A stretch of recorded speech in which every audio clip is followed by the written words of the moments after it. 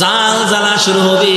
ইদা জুলজিলাতিল আরদু জিলজালাহা, যখন জালজালা শুরু হবে ওই সময়টায় পাহাড় পর্বতগুলো স্থির হয়ে থাকবে না।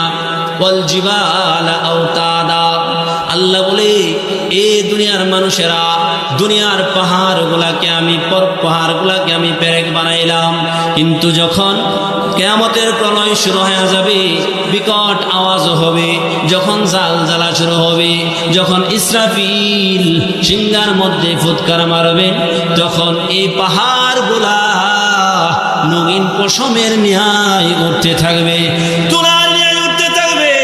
এই পশমের ন্যায় পাহাড়গুলা উঠবে, সমস্ত কিছু ভেঙ্গে ভেঙ্গে চুরমার হয়ে যাবে। সূর্যটা ভেঙ্গে চুরমার হয়ে যাবে, চন্দ্রটা ভেঙ্গে চুরমার হয়ে যাবে, আসমানটা ভেঙ্গে টুকরা টুকরা হয়ে যাবে। এই দুনিয়ার কোনো কিছুই থাকবে না। আল্লাহ বলে, বান্দা, এই দুনিয়ার মানুষগুলা খনিজ সম্পদের জন্য, গুপ্তধনের জন্য মারামারি করে, একটা দেশ আরেকটা দেশের সাথে ঝগড়া করে, একটা রাষ্ট্র আরেকটা রাষ্ট্রের সাথে ঝগড়া করে খনিজ সম্পদের জন্য। আমাদের দুনিয়ার উপরে যে সম্পত্তি আছে, এই সম্পদ থেকে হাজার হাজার গুণ সম্পদ আল্লাহ তাআলা এই জমিনের ভিতরে রেখে দিয়েছেন। কয়লার খনি, লোহার খনি, এরকম ভাবে স্বর্ণের খনি, যত দামি দামি জিনিস আছে, সমস্ত দামি দামি জিনিসগুলা আল্লাহ তাআলা মাটির নিচে রেখে দিয়েছেন।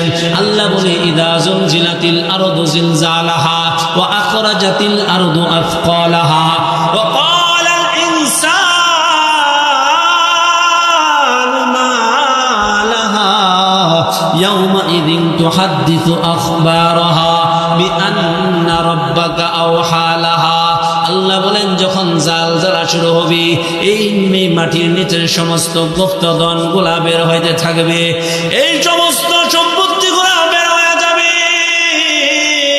আল্লাহ ডাক দিয়া বলেন, ওই সময়টায় মানুষগুলা সম্পত্তি গুলাকে ডাক দিবে, ওয়াকালাল ইনসানু মা লাহা, মানুষগুলা বলবে, এ গুপ্তধন, তোমরা কেন এখন মাটির তল দেশ থেকে বের হয়ে যাইতেছ?